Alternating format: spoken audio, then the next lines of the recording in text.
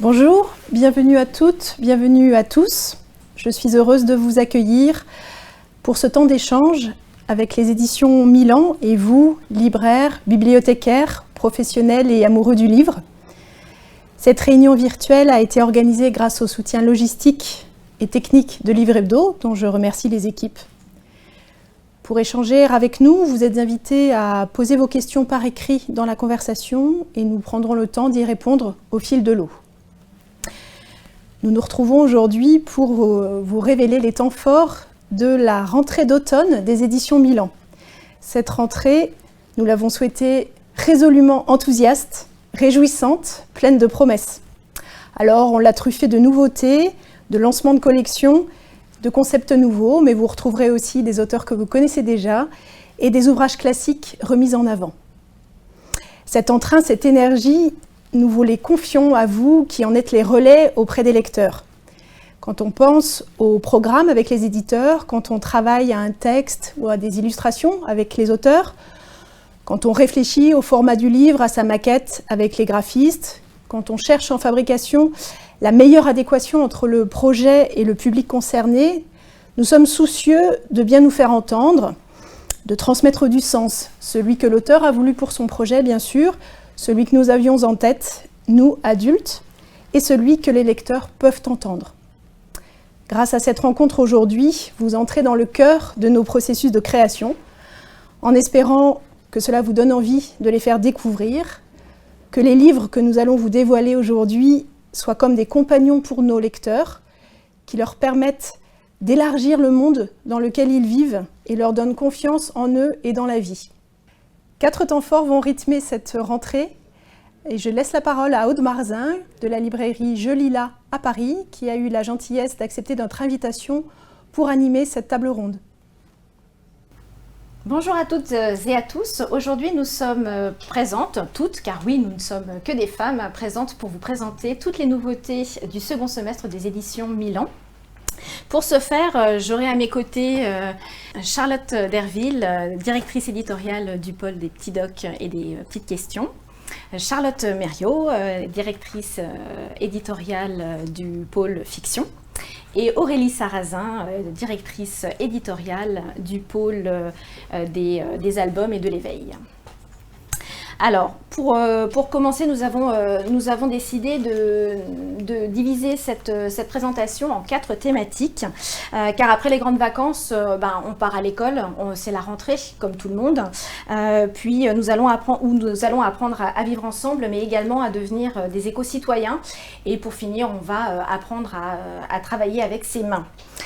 Pour commencer, nous allons prendre notre cartable et suivre Aurélie Sarrazin pour la présentation des nouveautés. Merci Aude. Et oui, c'est la rentrée des classes et c'est la journée à laquelle nous souhaiterions tous échapper, les petits comme les grands. Mais voilà, cette année, inutile de paniquer car nous avons l'album qu'il vous faut. C'est une histoire de Lise Climo. Lise Climo qui est une autrice illustratrice au trait et au ton irrésistiblement drôle, dont nous avons déjà publié de nombreux ouvrages, dont celui-ci. Tu peux me gratter le dos. Elle nous offre pour la rentrée un nouvel album qui s'appelle donc Pas de panique, c'est la rentrée. Et avec Lise Climo, vous allez voir, vous allez passer une rentrée des plus détendues. L'histoire commence avec un paresseux qui va interpeller directement le lecteur et lui dire « Si je suis stressé par la rentrée, évidemment, est-ce que tu as rencontré quelqu'un d'aussi lent que moi ?» Puis ensuite, on va découvrir un serpent qui ne peut mettre son cartable sur son dos. Donc évidemment, il va paniquer puisqu'il n'a pas de bras. Et puis on enchaîne avec la petite souris qui est évidemment très stressée puisque c'est la plus petite de la cour de récréation. Bien ensuite, le perroquet trop bavard ou encore le kangourou caché dans la poche de sa maman. Bref, tout le monde a ses tracas, mais il va falloir y aller car oui, c'est la rentrée. Alors tous les animaux partent pour l'école, le pas et le cœur lourds. Et quand ils arrivent en classe, aux surprises, une boule déboule. Une boule recroquevillée sur elle-même, il s'agit de l'instituteur qui fait lui aussi sa première rentrée des classes. Et croyez-moi, ce n'est pas du tout le moins inquiet. Mais tout cela va bien se résoudre puisqu'ils vont pouvoir tous compter sur la solidarité et les qualités des uns pour compenser leurs propres faiblesses. Donc le ton de cet album est très juste, les personnages sont croqués à merveille par Lise Climo et les situations sont très drôles. La double chute, vous le verrez, finira de vous faire tordre de rire tout en mettant en lumière les bienfaits du collectif sur l'individualisme. Bref, c'est un album désopilant qui vous permettra de passer le cap de la rentrée et de retourner à l'école le lendemain, car on le sait, finalement, la première journée, c'est pas toujours la plus compliquée. Et donc maintenant, nous allons passer à la réédition et à la nouvelle édition, même plutôt, d'un grand classique que tous les maîtres et maîtresses d'école maternelle connaissent et que tous les parents, du coup, qui ont vu leurs enfants passer en école maternelle, ont découvert. En effet, il s'agit de Dans la cour de l'école, dont vous voyez ici la précédente édition. Cet ouvrage, pour ceux qui ne le connaîtraient pas encore, a été imaginé par un enseignant de classe maternelle qui est devenu un auteur célèbre en littérature jeunesse, Christophe Loupi. Dans cet album, l'auteur décrit la vie dans la cour de récréation. Il décrit des enfants qui ont des interactions, d'autres qui ont des altercations, des enfants qui vont avoir des jeux collectifs et puis des esprits solidaires. On y trouve des enfants qui font la ronde, d'autres qui font le petit train. Il y a des garçons et des filles. Des garçons qui jusqu'à présent, vous pouvez le voir sur la couverture, étaient représentés par des pastilles bleues et des filles représentées par des pastilles roses. Donc cet album, il a été élaboré dans un contexte particulier. Il y a plus de 20 ans, je le disais. Christophe Loupi était alors enseignant dans une classe de maternelle et ce sont les choix en fait des enfants. Ils ont choisi ces formes et ces couleurs pour se représenter, se mettre en scène. Donc notre souhait avec cette nouvelle édition, c'était de sortir de ce rose et ce bleu, de sortir des stéréotypes en fait de couleurs associées au genre et de proposer des tons beaucoup plus joyeux, des tons qui sont aussi faciles à reproduire par des pastilles, des gommettes, par de la peinture ou toutes sortes d'objets qu'on pourra avoir sous la main, car ce titre, comme vous le disiez Aude, est un titre familial, mais c'est aussi un titre qui est énormément exploité en classe. À l'occasion de cette nouvelle édition, nous avons aussi retravaillé la fin, qui se veut beaucoup plus bienveillante et moins énigmatique, mais ça je vous la laisse la découvrir à la lecture. Je tiens à préciser que pour la rentrée, cet ouvrage sera accompagné de fiches pédagogiques qui seront mises à disposition sur nos réseaux, et donc à disposition des enseignants et des parents. Nous ne manquerons pas de partager ces informations. Merci beaucoup, Merci. Aurélie Sarrazin. Et donc maintenant, nous allons découvrir avec Charlotte Derville une toute nouvelle collection des petits docs qui s'appelle Mes petits mythes. Oui, tout à fait. La dernière collection, notre dernier bébé dans l'univers Petit Doc, qui s'intitule Les petits mythes. Avec les petits mythes, donc, on est vraiment dans la filiation des petits docs. On récupère le format et les caractéristiques, mais cette fois-ci, l'idée, c'est de présenter aux enfants dès 5 ans les grandes mythologies du monde, les grands mythes fondateurs des différentes civilisations. Donc, dans cette collection, on va découvrir des mythologies, la mythologie égyptienne, la mythologie chinoise, la mythologie nordique. Et on va commencer dès septembre prochain avec la plus connue des mythologies, la mythologie grecque. Et 4 premiers titres. Un premier titre sur les dieux et déesses de l'Olympe, où on va dresser un portrait de chaque dieu, présenter les attributs qui lui sont propres. Un second titre sur le mythe d'Œdipe. Œdipe, personnage tristement célèbre pour avoir tué son père et épousé sa mère. Puis le mythe de Persée et Méduse, Persée qui doit partir en quête de cette affreuse gorgone Méduse, cette créature mi-femme, mi-bête qui a le pouvoir de pétrifier quiconque croise son regard. Et enfin, le premier opus de 4 ouvrages sur les 12 travaux d'Héraclès.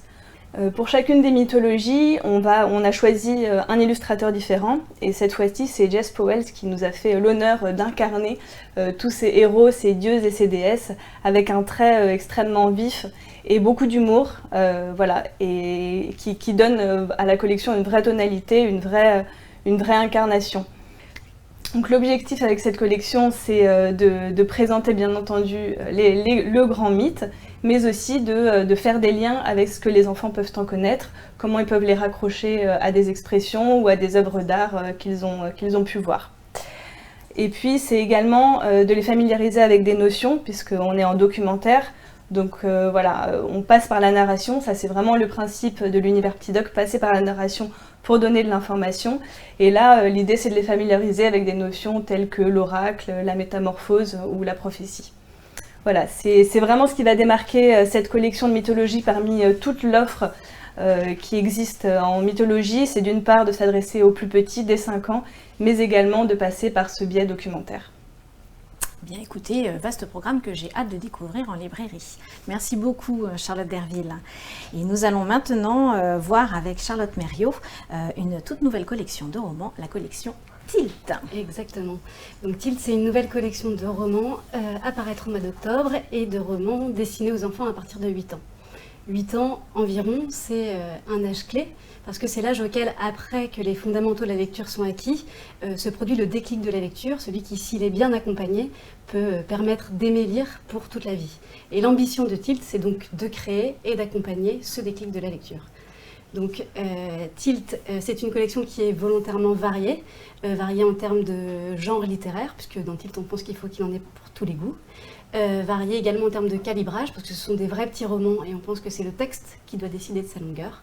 Mais évidemment, c'est aussi une collection harmonieuse. Harmonieuse d'abord grâce à une charte très marquée qu'on a beaucoup travaillée et qui permettra vraiment que les romans de Tilt soient identifiés facilement. Variété aussi en termes d'illustration, c'est-à-dire qu'ils seront tous illustrés à l'intérieur, que ce soit en noir et blanc, en bichromie ou en quadrichromie, parce qu'évidemment à 8 ans, le support de l'illustration est très important. Et puis harmonieuse, également en termes d'objets, puisqu'on a décidé de passer par le cartonné en fait pour cette collection. Tous les livres de Tilt seront fabriqués en cartonné selon ce format-là, dans lequel on a déjà publié quelques-uns de nos chouchous, un format qu'on aime beaucoup et qu'on trouve précieux dans sa fabrication.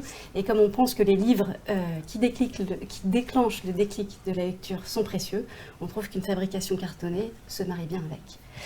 Donc le lancement de Tilt en octobre se fera avec 4 titres qui se veulent être l'incarnation de la diversité des genres littéraires qui seront abordés dans Tilt, et puis 4 titres qui nous semblent tous avoir des arguments en leur faveur assez forts. Le premier, justement, parle du déclic de la lecture. Il s'intitule « Au secours un livre ». Il est écrit par Claire Clément et illustré par Lucie Brion. Claire Clément l'a écrit dans le cadre du feuilleton des Incos, organisé par le prix des Incos. Elle a donc écrit en collaboration avec une dizaine de classes partout en France qui ont participé à l'élaboration et à l'écriture de ce roman. L'histoire, c'est celle de Léo. Léo, il a une super maîtresse, mais qui lui demande un travail pas facile, à savoir de lire pendant le week-end un roman qu'il choisit dans la bibliothèque de l'école avec quelqu'un de son entourage pour pouvoir raconter à la classe après les différentes impressions que peut produire un même texte sur différentes personnes. Donc pour Léo, c'est vraiment pas sympa parce que Léo, il déteste lire. Mais bon, il choisit un roman qui n'est pas trop gros, pas trop impressionnant, qui s'intitule Super victime de l'injustice mondiale, pour ceux à qui ça rappellera des souvenirs. Voilà, et il se dit que s'il le lit avec sa mère, tout ira bien. Sauf que quand il rentre chez lui, sa mère lui apprend qu'elle doit partir pour le week-end, et donc il va se retrouver seul avec sa petite sœur qui ne sait pas lire, et avec son père qui déteste lire encore pire que lui. Et donc dans une amusante inversion des rôles, c'est le fils qui va devoir courir après le père, qui va se dérober à la lecture, et puis le fils qui va devoir trouver des arguments pour la lecture, et le père qui va devoir finalement se questionner sur son aversion pour la lecture, faisant au passage dans ce roman dynamique et amusant une belle ode à la lecture. Le deuxième célébrera les 400 ans de La Fontaine. Il s'agit de Le Corbeau et le Renard et le Raton Laveur, un livre écrit par Evelyne Brizoux-Pellène qui revisite les célèbres fables avec beaucoup de modernité et beaucoup de malice. Le principe, c'est donc qu'elle réécrit les fables comme de véritables petites histoires et qu'en plus de ça, elle ajoute à chaque fois une contre-chute inédite qui soit renforce la morale créée à l'origine par La Fontaine, soit au contraire apporte autre chose. Par exemple, dans Le Corbeau et le Renard, le renard, après avoir volé le fromage, se fait à son tour voler le fromage par un raton laveur qui en avait besoin pour nourrir sa famille et qui se dit qu'après tout, est-ce que c'est grave de voler un voleur ? Et puis d'ailleurs, aussi, pendant qu'on pose la question, on ne sait pas non plus où le corbeau a eu le fromage. Est-ce que lui-même ne l'avait pas volé à une fromagère ? Voilà, donc un des superbes textes, magnifiquement illustrés par Camille Roy, en couleur. Et puis à la fin de chaque fable revisitée par Evelyne Brizoux-Pellène, on aura la fable originale, évidemment, pour qu'on puisse jouer aux différences. Pour le troisième roman de Tilt, on bascule dans le fantastique, voilà, avec le merveilleux pays des Snergs, ou plus exactement, on retourne aux origines de la fantaisie, parce qu'on dit souvent que Tolkien est le père de la fantaisie, et donc Edward Wyche Smith peut être en quelque sorte le grand-père de la fantaisie, puisque Tolkien a dit que c'était le roman qu'il avait le plus lu à ses enfants, et qu'il avait inspiré pour créer Le Hobbit. Or, ce texte n'a jamais été traduit en français, certainement parce qu'il est ancien et donc un petit peu désuet dans sa forme originale. Et les éditions de Chicken House ont demandé à Veronica Cosantelli de réécrire, de moderniser ce texte, et c'est la version de Veronica Cosantelli que nous allons traduire. C'est un texte vraiment merveilleux qui raconte l'histoire de deux orphelins, Pip et Flora, qui vont s'enfuir de l'horrible pensionnat où ils habitent et découvrir à 2 pas de là un monde merveilleux fait de plein de créatures étonnantes, et puis les fameux Snergs qui sont des petites créatures humanoïdes à la fois extrêmement attachantes et extrêmement agaçantes, ce qui génère un texte qui est à la fois un vrai souffle d'aventure. On ne s'étonne pas qu'il ait une telle histoire, et qui est aussi étonnant de drôlerie, et puis qui déjà porte un message écologique qui pour l'époque est assez remarquable. Là on sera illustré en noir et blanc avec des illustrations de Mélissa Castrillon. Et enfin le dernier, mais non le moindre, Le jour où les parents se sont mis en grève, qui est donc le premier d'une série, écrit par Mime. Mime, derrière le pseudonyme Mime, se cache le nom de Camille Colère. Camille Colère, elle est à l'origine d'un podcast de 50 épisodes diffusé sur France Culture depuis longtemps, intitulé La vie trépidante de Brigitte Tornade, et donc qui raconte l'absurdité de la vie familiale du point de vue des adultes. C'est tordant, je vous conseille vraiment de l'écouter si vous n'en avez pas eu l'occasion. Ça a été aussi adapté en pièce de théâtre et ça a obtenu le dernier Molière de la comédie.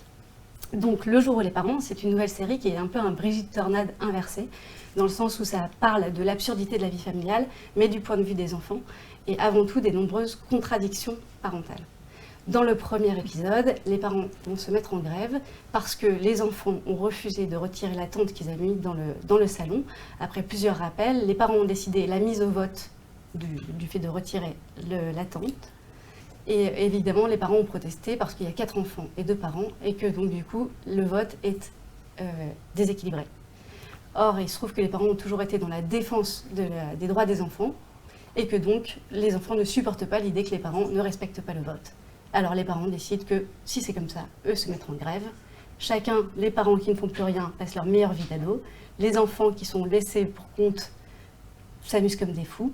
Aucun des deux ne veut négocier pendant un temps, évidemment. Voilà. Donc c'est drôlissime, hyper juste. Je pense que toutes les familles se reconnaîtront dans cette petite série. Qui sera illustrée par... Qui sera illustrée par Diego Funk, excusez-moi. Magnifiquement et de façon très, très rigolote. D'accord. Merci Charlotte Mériot pour cette présentation de cette nouvelle collection qui donne bien envie. Apprendre à vivre ensemble, cela s'apprend dès le plus jeune âge et tout au long de sa vie. Aussi, je vais vous laisser découvrir une vidéo qui va vous présenter le nouveau roman du très talentueux Insa Sani.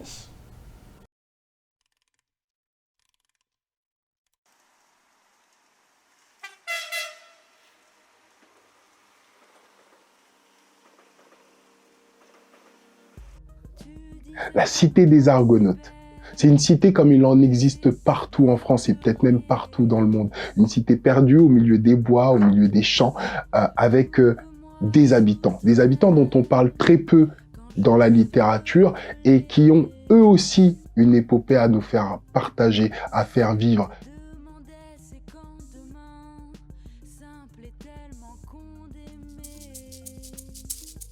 La cité des Argonautes, ce sont 2 dizaines de tours qui se regardent le nombril.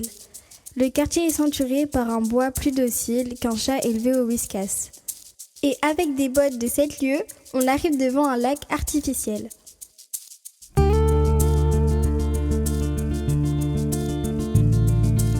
Jeanne, Erwan et Maya sont presque inséparables. Jeanne, c'est la fille qui restera invisible s'il n'y avait pas les autres de sa bande pour lui insuffler la vie. Erwan a 2 habitudes. S'asseoir au fond de la salle et passer pour un cancre. Pour Maya, une fille n'est pas vraiment une fille si elle n'a pas d'écorchure au genou. Mehdi, il oublie souvent ses affaires d'école, mais se fait un devoir de rire tout le temps. Moi, je suis le nouveau, à l'école et dans la cité. Mais en vrai, je m'appelle Bounégueux. Il y a le loup sous le lit, les moutons dans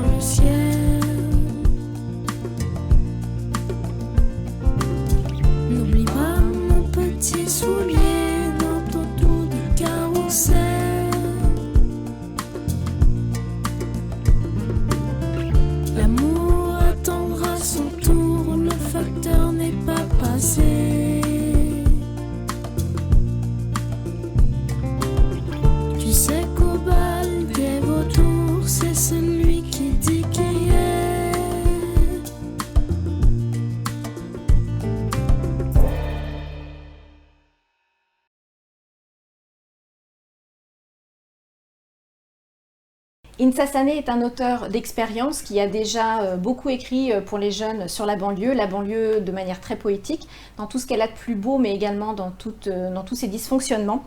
Et il arrive ici chez Milan avec le premier volet d'une future mini-série. Nous allons y découvrir et suivre 5 enfants, 5 jeunes qui vont rentrer en 6e, 5 potes pour qui l'année de 6e va s'avérer un petit peu plus difficile et compliquée à gérer que ce qu'ils imaginaient. Ils pensaient reprendre tout à zéro et en fait, ils vont s'apercevoir que leurs secrets, tout ce qu'ils cachent vont pouvoir avoir des conséquences inattendues. La plume de Insa Sané est une grande poésie et donc par exemple avec un des personnages qui s'appelle Mehdi, Mehdi parle de son père comme du vide et donc il dit « Le vide est encore plus absent quand il est tout proche. Il reste de longues heures sur le canapé, le regard vide. L'enfant préfère quand il s'enferme dans sa chambre, sinon le vide reste silencieux comme un secret impénétrable. » Mais la plume d'Insa Sané, c'est également beaucoup d'humour avec Bounegueuf, donc le nouveau, celui qui arrivera dans la série, qui va venir perturber la petite bande de 4, qui adore les dictons, et qui, à la veille de la rentrée en 6e, lui dit « Bounegueuf, vaut mieux être petit chez les grands que grand chez les petits. » Où est-ce qu'il va pêcher des trucs pareils? Il devrait savoir que ça ne sent jamais très bon pour la sardine quand elle déboule chez les requins. Mais moi, ce que je peux vous dire de ce roman, c'est que je l'ai lu et que j'ai vraiment très très hâte de découvrir la suite. Mais je laisse maintenant Charlotte Mérieux vous en parler. Merci Aude. Je n'ai pas grand chose à rajouter sur cette super présentation. Citer les Argonautes, oui, Insa Sané répète souvent que le projet de cette série, c'est de donner droit de cité à ceux qui en sont souvent en privé, à savoir les enfants des cités, ou alors quand on l'évoque, c'est souvent pour parler des problèmes.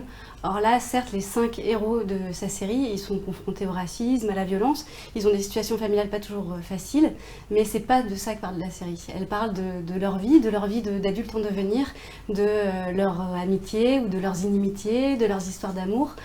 C'est vraiment le quotidien, l'épopée quotidienne de ces ados qui certes vivent dans la banlieue, mais ça n'est qu'un décor, un décor qui évolue comme eux. La série sera composée de 5 titres et on suivra donc ces 5 enfants sur 5 ans.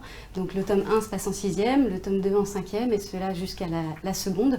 Donc on les verra évoluer. Dans chacun des tomes, chacun des 5 personnages prend la narration à tour de rôle dans un récit choral qui à chaque fois tourne autour d'une thématique centrale. Donc le premier tome, des mensonges plus grands que le collège, c'est autour du mensonge. Dans le tome 2, nos chers parents, ce sera autour de la relation des ados et des pré-ados avec leurs parents, toute une histoire.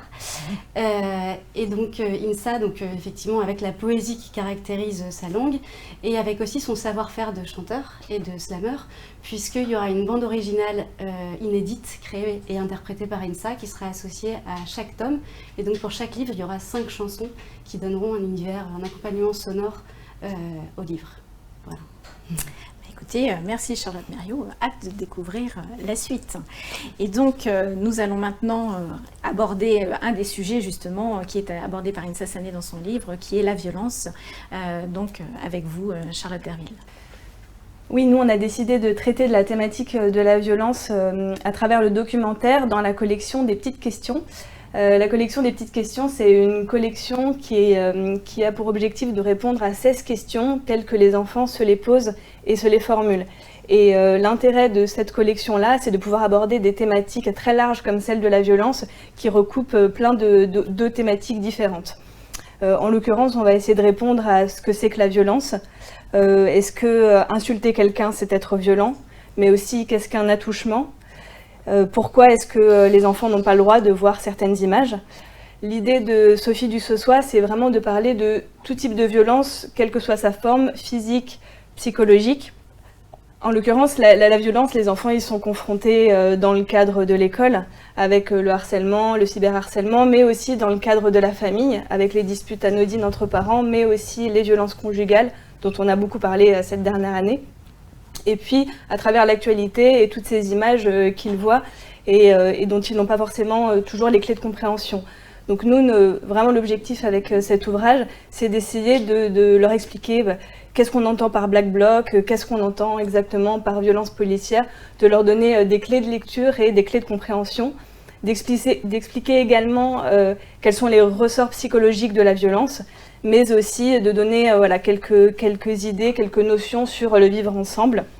Et pour finir, donc, j'aimerais juste attirer votre regard sur la très belle couverture de Cléo Germain, qui donne à voir une scène de violence finalement très quotidienne, hein, telle que nous la connaissons tous.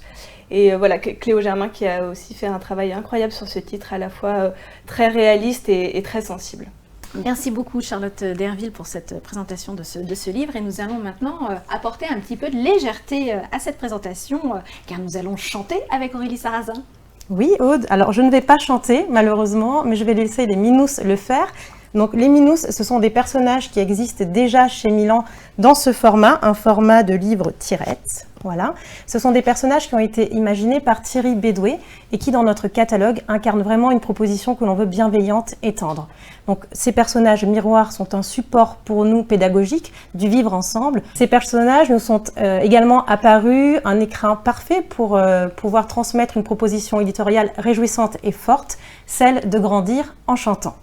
Puisque la proposition de cette nouvelle collection est une proposition de livre sonore avec une particularité, c'est qu'elle contiendra à la fois une histoire et 6 chansons. Donc on connaît les comptines, on connaît les comptines adaptées, on connaît les imagés sonores. Là, c'est vraiment une proposition à part avec une histoire racontée et 6 chansons qui vont venir ponctuer chaque double page.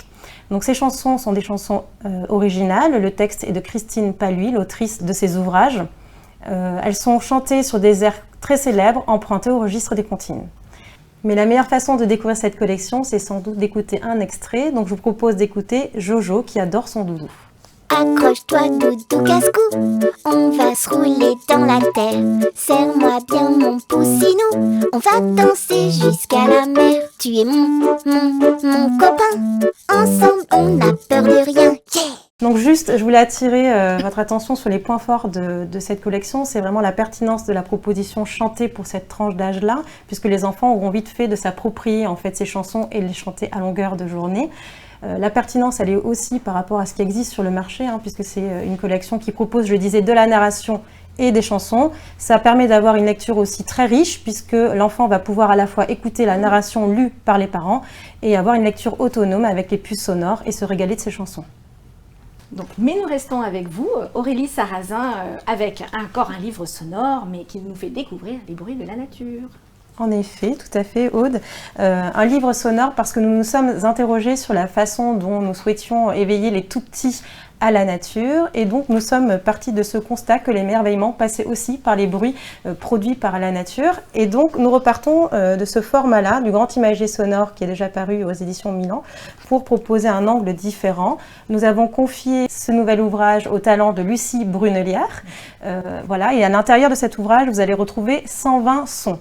120 sons qui vont parcourir en fait tous les milieux naturels, de la campagne en passant par la jungle, l'océan ou encore la montagne, et même la ville. 120 sons à l'intérieur desquels on va également retrouver les animaux qui vivent dans ces milieux naturels, et puis tous les éléments naturels tels que la pluie, le vent, les vagues. J'attire votre attention sur le titre de l'ouvrage que l'on a voulu très explicite, hein, c'est Mon grand imagier sonore de la nature et moi. On a placé l'enfant en fait au centre de ce titre parce qu'on lui propose aussi d'être attentif au bruit qu'il produit en interaction avec la nature. Donc il va pouvoir découvrir par exemple le bruit de ses pas dans les galets, le bruit lorsqu'il croque une pomme, les bruits qu'il peut faire quand il patauge dans l'eau. Donc voilà, la proposition, elle est vraiment très originale de ce point de vue-là, et c'est un imagier que l'on veut à la fois éducatif, immersif, donc avec l'enfant au centre, et puis très sensible. Et je vous propose d'en écouter un petit extrait pour vous rendre compte de toute la richesse sonore de ce nouvel ouvrage. À marée basse, le crabe, le macareux, le goéland, le cormoran, les galets. Merci Aurélie Sarrazin pour cette présentation de ce nouvel imagier sonore. Et maintenant, accompagnée par Charlotte Derville, nous allons enfin tout savoir sur l'histoire de relations si complexes entre les humains et les animaux. Oui, tout à fait. Alors c'est vrai que la place de l'enfant dans la nature est devenue vraiment un sujet clé, et c'est d'ailleurs face au constat qu'une petite révolution est en marche dans la société sur la considération des animaux et du bien-être animal que les deux auteurs de cette nouvelle encyclo, Stéphanie Ledu et Stéphane Frattini, ont décidé de nous raconter toute l'histoire de ce lien, l'histoire du lien entre l'humain et l'animal depuis la nuit des temps jusqu'à nos jours. C'est un ouvrage qu'on a voulu à la fois historique, culturel et naturaliste. Et d'ailleurs, c'est Anne Roquette, qui est une illustratrice elle-même passionnée des animaux, qui l'illustre et qui nous a produit des magnifiques planches extrêmement bien documentées. Donc ce trio d'auteurs passionnés nous propose là un ouvrage qui va vraiment accompagner cet éveil des consciences et surtout replacer l'être humain à sa place d'animal parmi les autres. Merci beaucoup Charlotte Derville. Tout de suite, nous allons vous présenter une vidéo qui présentera le projet du livre étonnant sur l'écologie tout-terrain que Camille Barbeau, directrice littéraire du pôle documentaire, vous présentera à l'issue de la diffusion. Nous collaborons ensemble depuis plusieurs années sur des projets de livres d'activités, des albums, des livres documentaires. Dans notre dernier livre, L'écologie tout-terrain, nous avons eu envie de donner plus concrètement les moyens d'agir pour faire face à l'urgence climatique et prendre soin de son environnement. Nous avons ainsi inventorié près de 175 idées et actions. Les solutions sont très diverses, elles reflètent les différents visages de l'écologie et les 1000 manières d'agir et de s'engager. Nous proposons aux lecteurs d'explorer 15 cartes de solutions. Elles mettent en scène les territoires où sont mises en œuvre ces initiatives éco-citoyennes. On découvrira donc un quartier 0 watt, une ville comestible, un chantier des maisons écologiques, et on y croisera aussi les différents acteurs de ces solutions. un amapien, Une plogueuse, une woofeuse. un jardinier guerriero. Ce livre prend la forme d'un atlas. Le livre permet de se repérer dans les nombreuses solutions. La lecture devient un jeu de pistes, une exploration. Et également, dans ce livre, dans l'écologie tout-terrain, on va pouvoir trouver des solutions adaptées à son territoire de vie. Avec Milan, on a été attaché à faire que ce livre soit réalisé dans une démarche éco-responsable. On a donc choisi un imprimeur qui travaille en France, qui cherche à réduire son empreinte écologique et celui des livres qu'il fabrique. Donc ce livre s'adresse vraiment à tous, aussi aux ados, aux adultes, à des écolos de la première heure, à des jeunes débutants en écologie, pour donner envie d'agir et de s'engager, et chacun à sa façon. Donc on vous donne rendez-vous à la rentrée pour découvrir ce nouveau livre. Donc Camille Barbeau, vous allez nous présenter donc ce très beau documentaire. Donc voilà, l'écologie tout-terrain, donc c'est un album one-shot hors collection que j'ai retenu dans la sélection de nos pépites de la rentrée. C'est la première fois chez Milan qu'on s'autorise à aller de façon frontale sur le sujet de l'écologie en dehors d'une collection. D'habitude, l'écologie, c'est une thématique qu'on traite au sein de nos collections en documentaire. Et là, on s'est aperçu qu'évidemment, il y avait ce besoin de donner un avenir qui fasse un peu rêver et de dédier ce travail à deux auteurs qu'on a rencontrés, Hélène Rachkak et Damien Laverdin, qui sont vraiment emparés du sujet sur lequel ils sont complètement légitimes, pour proposer du coup un album éminemment positif et constructif sur l'écologie concrète et quotidienne. C'est un album qui se destine à tous les lecteurs à partir de 8-10 ans jusqu'à 110 ans, et voire plus. L'idée, c'est vraiment que le lecteur s'empare du livre qui fait 120 pages. Il y a 15 cartes, 175 initiatives qui vont détailler des choses très concrètes, très réalisables à faire autour de soi ou en réseau ou de façon très locale. L'idée, c'est que le lecteur puisse picorer et enclencher sa propre transition écologique avec son entourage. Les jeunes, les adultes s'attribuent autour de lui. C'est vraiment un livre qui engage une collaboration. Voilà, c'est un livre qui se veut riche en vitamines et en impulsions innovantes, qui est vraiment enclenché dans une veine de journalisme de solutions, à travers donc 6 grandes thématiques. L'habitat, l'alimentation, les transports, les déchets, l'entraide et la nature. Les auteurs vont proposer 15 paysages qui donnent à rêver l'avenir et balayer 175 initiatives inspirantes et motivantes, avec évidemment une démarche d'éducation relative à l'environnement. On sait comme l'éducation est une clé majeure de solution à nos problèmes écologiques, et tout ça fait dans une éco-conception maximale, puisqu'on le fait en France avec évidemment papier certifié, encre végétale, imprimeur certifié, comme ce que l'édition sait très bien faire aujourd'hui. Et donc maintenant, laissez-nous nous émerveiller sur cet autre album absolument phénoménal. Merci. En fait, voilà, on sait qu'il y a une autre façon qui pour sensibiliser les enfants à l'écologie et au caractère précieux de notre planète consiste à susciter et nourrir leur émerveillement pour la nature et le sauvage. Donc du coup, voilà, on s'est engagé sur un maxi format qui raconte les maxi événements de notre planète. En fait, on a, avec Philippe Nessman à la plume et Alex Asfour aux illustrations, on raconte les phénomènes terrestres les plus spectaculaires, naturels. Alors il y a les phénomènes célestes, météorologiques, les chutes, les cours d'eau, les lacs les plus incroyables, les paysages les plus spectaculaires, déserts, glaciers, montagnes, volcans, etc. C'est à la fois la nature magnifique et époustouflante et la nature puissante et violente qui en même temps nous remet un peu à notre place de petit être humain hébergé sur cette planète. Donc avec un maxi format, c'est vraiment un album où le lecteur est happé par l'image, on rentre un bel album documentaire d'images. Par exemple, ça va être des exemples de phénomènes illustrés. On a ce lac rose bonbon en Australie, le lac Ilier qui, vu du haut, est littéralement rose chewing-gum. Le lac Abraham au Canada, qui, quand il est gelé en hiver, renferme plein de bulles de méthane qui émanent des fonds et qui, du coup, fait un spectacle comme ça, tout tacheté de bleu-gris, super beau. Ça va être les collines chocolat aux Philippines, pour vous donner un peu envie, les montagnes arc-en-ciel en Chine, il y a aussi les geysers qui surgissent à 100 mètres de haut en Islande, et également la nature violente, c'est cette région du Venezuela où 6 mois de l'année ils sont sous les orages, et on a 200 à 300 coups de tonnerre par heure, c'est les tornades, les cyclones, etc. Donc voilà, phénoménal, vraiment qui se veut comme un hymne à la beauté et à la puissance de notre planète. Merci beaucoup Camille Babot, ça donne très très envie. Et maintenant, nous allons partir sur une thématique beaucoup plus légère car nous allons jouer. Alors la collection Devine qui je suis, je la connais très très bien, avec des titres aussi divers que le zoo, le manoir hanté ou l'école. Mais là, surprise, nous changeons complètement de thématique, n'est-ce pas Camille Babot? En effet.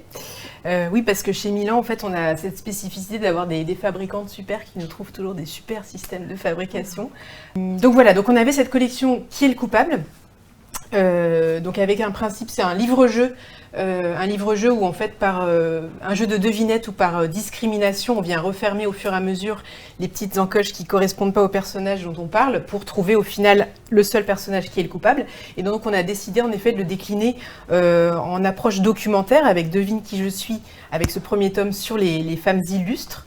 Voilà, avec cette idée, cette démarche qu'on a au sein de notre catalogue de longue date, d'amener les enfants à apprendre en s'amusant. Et voilà, on sait comme distiller des infos et du savoir dans le divertissement a toujours de bons effets sur l'apprentissage. Donc voilà, avec une fable ingénieuse, on part sur le principe de devinette pour découvrir au fur et à mesure les 15 portraits de femmes célèbres qu'on fait avancer l'histoire. Donc ça va être par indice. Voilà, on exclut, on part évidemment le texte de Pascal Prévost dresse vraiment un portrait assez exhaustif, quoique court, des femmes en question, et c'est vraiment des éléments physiques qui permettent d'exclure au fur et à mesure les attributs des vignettes. Et les superbes images de Nicolas Pitz. Voilà. Merci Camille Babot. Et maintenant, nous changeons de partenaire de jeu avec Charlotte Derville. Nous allons nous amuser avec son super jeu de plateau. Oui. Alors effectivement, nous, on a poussé le apprendre en jouant jusqu'à créer une collection de jeux, on a appelé les jeux Petit Doc. Ces jeux Petit Doc qui proposaient jusqu'ici des jeux de cartes et des quiz et qui, en novembre prochain, va faire paraître son premier jeu de plateau Caravelle et dentifrice. Alors imaginez-vous au grand concours des inventions. Cette année encore, un des inventeurs s'est lancé le défi de présenter sa machine à remonter le temps. Et l'expérience a tellement bien fonctionné que les 4 derniers candidats en lice ont été projetés à la préhistoire. Pour revenir à l'époque actuelle, ils vont donc devoir traverser toutes les périodes de l'histoire et récolter au fur et à mesure les grandes et petites inventions qui ont fait l'histoire humaine. Donc ils vont pouvoir récolter la roue, la presse à imprimer, mais aussi la caravelle ou le dentifrice.